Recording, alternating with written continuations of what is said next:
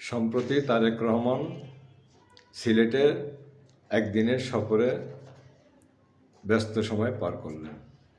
আমার আলোচনার বিষয় এটা না, আমার কথা হলো সেখানে একটি ছবি বেশ ভাইরাল হয়েছে, বিশেষ করে নেট দুনিয়া, যেটা তারেক রহমান তার যখন প্রচণ্ড বৃষ্টি হচ্ছিল, তারেক রহমান এক হাতে ছাতা আর এক হাতে তার স্ত্রী জোবাইদা রহমানের হাতটা ধরে আছেন।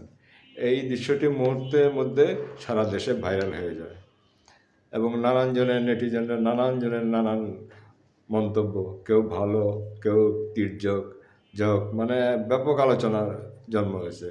তবে এটা এমন যেমন স্ত্রী হাত ধরে আসেন, এমন দৃশ্য সাধারণত উন্নত দেশগুলোতে দেখা যায়।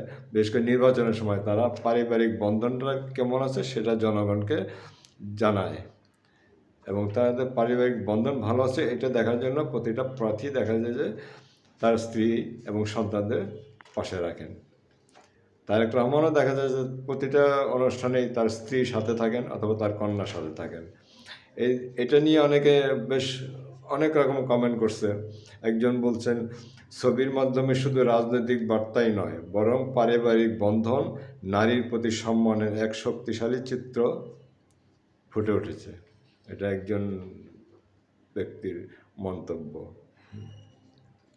তারপরে আবার অনেকে সাবলীল এবং সুন্দর দৃশ্যটাকে মানে বিভিন্ন ব্যঙ্গাত্মক করছে, বলছে যে এতে দেশের স্বামীরা খুব বিপদে পড়বে, কারণ সবাই এই ধরনের হাত ধরে চলা এটা অনেকেই করেন না, যার ফলে অনেক স্বামী বলছে তারা নাকি খুব চাপে পড়ছে।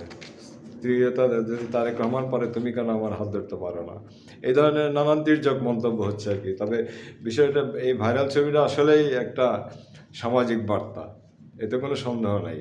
কারণ আমাদের পারিবারিক বন্ধন এবং তার স্ত্রী প্রতি সম্মান, এই জিনিসটার অভাব আছে অবশ্যই, এবং এটা যে একটা আলোচনায় আসছে এটাই মন্দ কি, আমি তো মনে করি খুব ভালো একটা বিষয়, এটা নিয়ে আলোচনা করার দরকার আছে।